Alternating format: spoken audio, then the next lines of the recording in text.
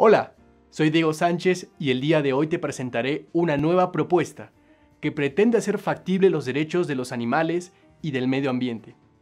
No me presento como el dueño de una verdad, sino como el autor de un enfoque que he reevaluado, repensado y con el que he tropezado durante más de 6 años, hasta finalmente poder publicarlo en una revista y someterlo a tu propia evaluación mediante este video.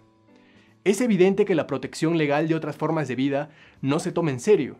Ello se da debido a que los seres humanos somos considerados como sujetos del derecho a la integridad, mientras que otras formas de vida, como este cachorrito, son consideradas más bien como objetos, cuya protección depende del derecho de propiedad que un ser humano puede ejercer sobre ellas. De allí que ante un hecho como la experimentación, existan consecuencias tan diferentes. Esto de considerar a otras formas de vida como objetos, excepto a nosotros mismos, no hace más que llevarnos por la ruta del consumismo y el desarrollo insostenible.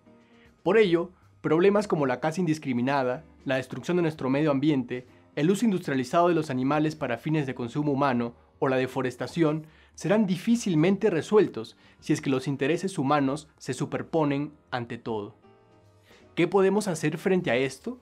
¿Será que debemos reconocer derechos en favor de otras especies?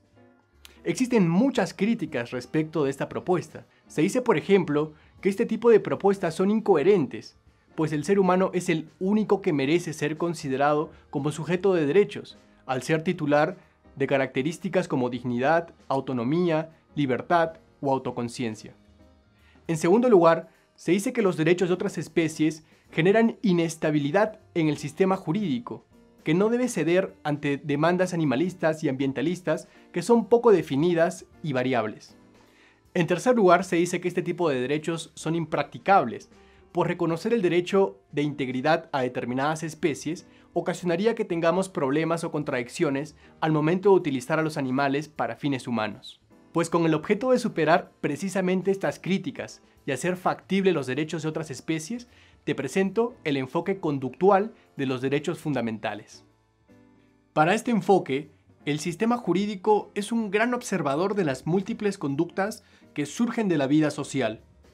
Pero es un observador selectivo, dado que le interesan solo unos pocos comportamientos. De esta forma, será jurídicamente trascendente, por ejemplo, cuando alguien realiza un viaje internacional o cuando alguien comete un homicidio. En cambio, se ignorarán hechos más cotidianos, como hacer deporte, tomar una foto, entre otras conductas similares. Como puede verse, el sistema ejerce una labor de selección, pues discrimina entre conductas que le parecen trascendentes y conductas que no. Te preguntarás, ¿bajo qué criterio el sistema jurídico selecciona conductas? Precisamente aquí se encuentra el problema de los derechos de los animales y del medio ambiente. Fíjate que actualmente tenemos un modelo subjetivo, dado que realiza esta labor de selección observando las características del sujeto.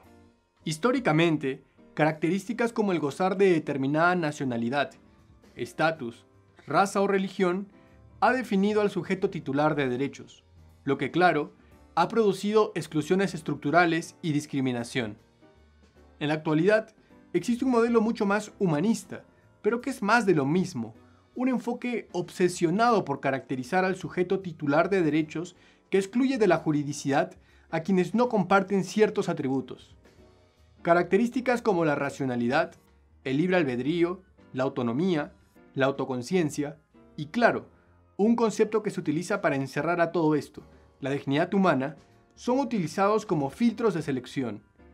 Si no se comparten estas características, entonces no se considera la presencia de un sujeto de derechos. Y claro, si no hay un sujeto de derechos, tampoco podremos hablar de una conducta jurídicamente relevante. Frente a esto, el enfoque conductual trae dos propuestas. La primera es que el analizar las características del sujeto no sea un criterio de selección, sino un criterio de regulación. Así es, las características de un pequeño perrito no deben ser aquellas que lo excluyan del orden legal, sino las que determinen qué derechos puede ejercer y cómo, conducta por conducta. La segunda propuesta es que las conductas que actualmente son trascendentes, porque así lo establece el orden jurídico, lo sigan siendo, siempre y cuando se adopte un nuevo criterio de selección, enfocado no en las características del sujeto, sino en las del comportamiento. De esta forma, serán relevantes aquellos comportamientos que se relacionen con las nociones básicas de supervivencia, elusión del sufrimiento, satisfacción de necesidades básicas y libertad, y que adicionalmente adquieran cierta trascendencia social. Esto permitiría que se adopten reformas legales inéditas en favor de otras especies, cuyos derechos están especialmente relacionados con la supervivencia y la elusión del sufrimiento, y esto se realizaría de forma progresiva, según cada conducta adquiera trascendencia social. Sobre este último punto es importante precisar: ¿cómo una conducta se vuelve jurídicamente trascendente? Imagina que estos somos nosotros contemplando un hecho como la esclavitud en la antigua Grecia. Como verás, conductas hoy trascendentes en algún momento de la historia fueron vistas sin mayor indignación, como conductas neutras. Pues bien, respecto a esta, surge una persona de a pie como nosotros, que de pronto empieza a rechazarla y a reclamar su prohibición. Este sujeto se siente reivindicador y logra agruparse para demandar socialmente la proscripción del comportamiento. Ello genera que de pronto surja una agrupación que se oponga a los primeros, demandando socialmente la aceptación del comportamiento, originándose una deliberación social. Pues bien, bajo el enfoque conductual, todo comportamiento relacionado con la supervivencia, la elusión del sufrimiento, la libertad y la satisfacción de necesidades básicas que sea debatido en estos términos deja de ser neutro y se vuelve jurídicamente trascendente, por lo que debe ser seleccionado. En este sentido, la propuesta principal de este enfoque es que la justicia no es neutral, que debe asumir postura ante este tipo de debates sociales. Y aquí debemos hacer un breve paréntesis, pues debemos darnos cuenta que somos nosotros mismos, a través de nuestras propias reivindicaciones, quienes podemos fijar qué conductas son trascendentes para el sistema. Tenemos esa especie de poder intersubjetivo y social. Sin embargo, por más protestemos y nos indignemos en contra de la destrucción de nuestro medio ambiente o el sufrimiento animal, estas no serán reivindicaciones trascendentes al no estar relacionadas con el ser humano. Sí, así es, el enfoque subjetivo nos limita como seres sociales y potenciales reivindicadores. Ahora bien, el enfoque conductual incluye también una segunda etapa de carácter objetivo. Una vez seleccionada la conducta, el sistema jurídico debe guardar el telescopio, cerrar la puerta de la tan variable intersubjetividad, y en una etapa donde solo debe primar la razonabilidad, proceder a reflexionar con criterios objetivos si acepta o rechaza el comportamiento y cómo regularlo. Ahora te preguntarás, ¿bajo qué criterio debe efectuar esta decisión? Ya en esta etapa no hablaremos de nociones, sino de derechos con contenido objetivo, que serían derecho a la vida, a la integridad, a la libertad y derechos económicos, sociales y culturales. Y claro, un ingrediente adicional, el análisis de las características del sujeto en cuestión.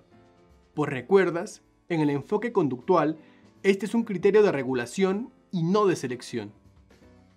De esta manera, obtenemos un enfoque jurídico en permanente sincronía con la realidad social, que permanece atento a nuestras reivindicaciones y protestas sociales, que selecciona comportamientos como relevantes bajo nociones básicas y que luego configura una regulación idónea teniendo en cuenta, recién en esta oportunidad, las características del sujeto en cuestión en cada conducta en particular. Con todo esto claro, podemos pasar a probar este nuevo enfoque. Ya sé lo que estás pensando. Si todo comportamiento que es debatido socialmente debe seleccionarse, se genera un espacio muy amplio, en el que cualquier capricho antojadizo sería jurídicamente relevante. Piensa, por ejemplo, que de pronto surge un grupo de personas que pretende prohibir la fumigación de una especie de mosquitos, lo que de forma poco común ocasiona una deliberación social. Te preguntarás, ¿esto sería jurídicamente relevante? La respuesta es muy sencilla. La labor de selección de conductas que realiza el sistema jurídico es, de hecho, algo ya realizado por los parlamentos y tribunales de justicia. Por lo que para ser trascendente, el comportamiento debería ser seleccionado por estos organismos, lo que nos asegura una mayor coherencia. Veamos otro ejemplo. Imagina que un grupo de personas pretende prohibir el uso de perros guías.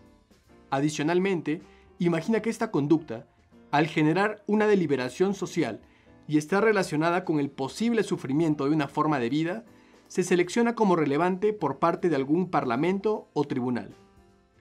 Aún en este caso, los órganos judiciales podrían decidir aceptar este hecho, considerando, para esto, un análisis de las características del sujeto y concluir que este tipo de perros, dada su propia condición, no padecen sufrimiento al ser utilizados como guías, siempre que se les asegure una regulación que garantice su bienestar, que lejos de considerarlos como objetos, vele por sus propias necesidades.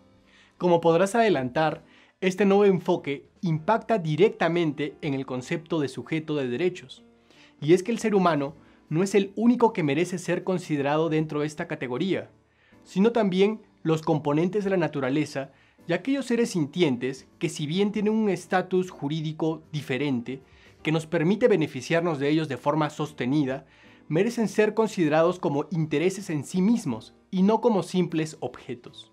Pongamos un tercer ejemplo más controversial. Te preguntarás, ¿cómo una vaca puede tener derecho a la integridad y a la vez servirnos de alimento? Pues esto nuevamente es un problema del enfoque actual. Y aquí mucho ojo, pues te darás cuenta que la propuesta del enfoque conductual es mucho más atrevida de lo que parece. Bajo el enfoque actual, los derechos están atribuidos en forma comprimida a una especie con determinadas características excluyentes. Por ello, la definición actual de derechos fundamentales refiere que los mismos son prerrogativas atribuidas naturalmente a la persona humana. No obstante, el enfoque conductual impacta directamente en esta definición sagrada, pues extrae los derechos del dominio de determinada especie y los posiciona como criterios objetivos de regulación y administración de justicia.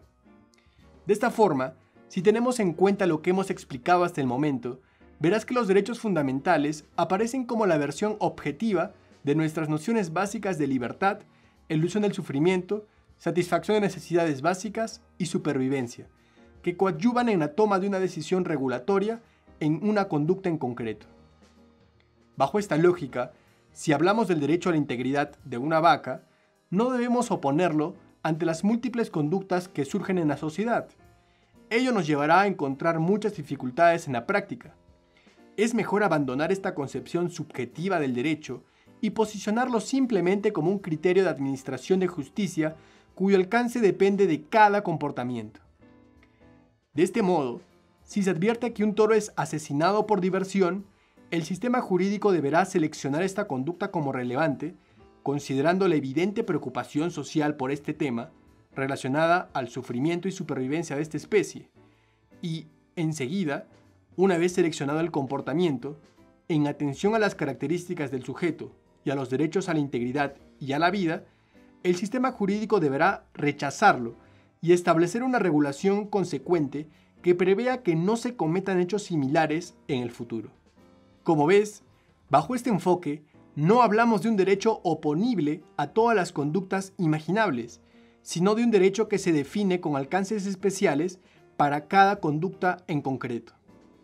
Lo que necesitan los derechos de otras especies para ser factibles es un sistema que, mientras va protegiendo a conductas a todas luces vulneratorias, permanezca atento y flexible para regular de forma cada vez más rígida a conductas que hoy en día parecen altamente controversiales, como por ejemplo el uso industrializado de los animales para fines de consumo humano.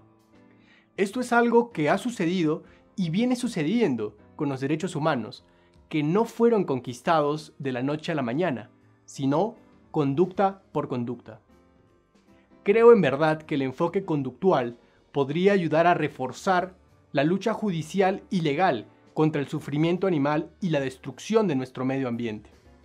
Para ello, es necesario primero brindarle un pequeño apoyo, difundiéndolo y generando espacios para su discusión. Yo, por mi parte, espero únicamente haber dado el primer paso.